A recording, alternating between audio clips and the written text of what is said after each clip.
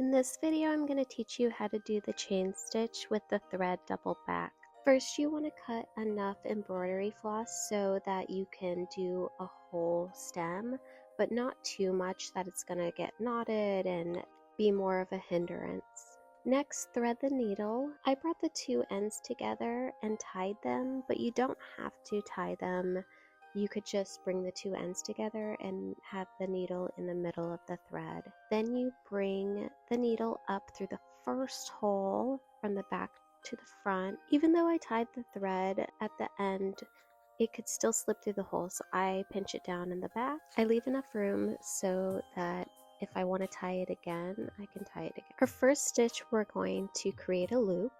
And I typically will hold the loop with my thumb. Notice that I'm left-handed, so this could be backwards for you. I put the needle back through the same hole, then I go up through the second hole and through the loop, pulling it tight. And what I do is I pull upwards so the stitch goes from the first hole to the second hole, and then make another loop, go back down through the second hole and up through the third hole and the loop. When you're pulling it tight, always pull in the direction of the stitch. I am stitching upward, so I'm pulling upward to create that beautiful chain stitch. Continue this through the whole stem. I'm going to speed this up so that I can teach you how to end the stitch.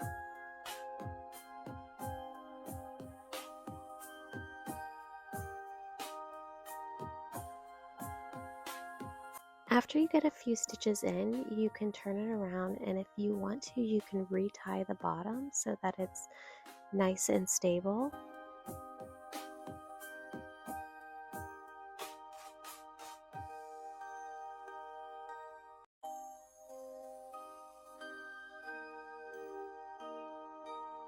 We are now getting to the end of the stem, and as you can see, this is a bud of a peony.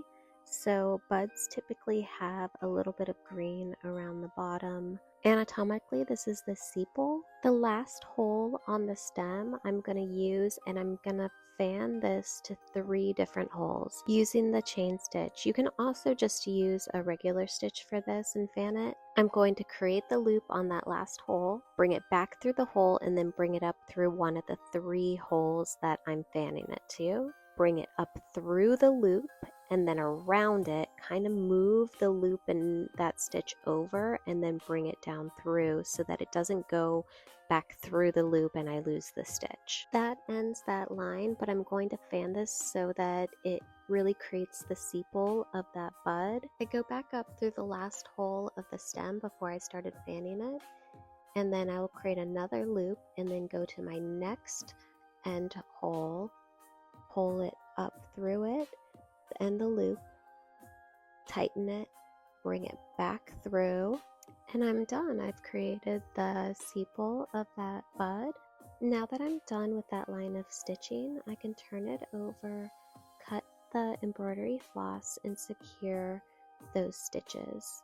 One thing you want to make sure is that when you do cut the floss, you're going to leave enough room to really be able to knot it. That concludes the chain stitch. I hope you found this educational. Leave any questions in the comments section. Like and subscribe if you want more tutorials or just want to see how we evolve as an eco-friendly gifting brand.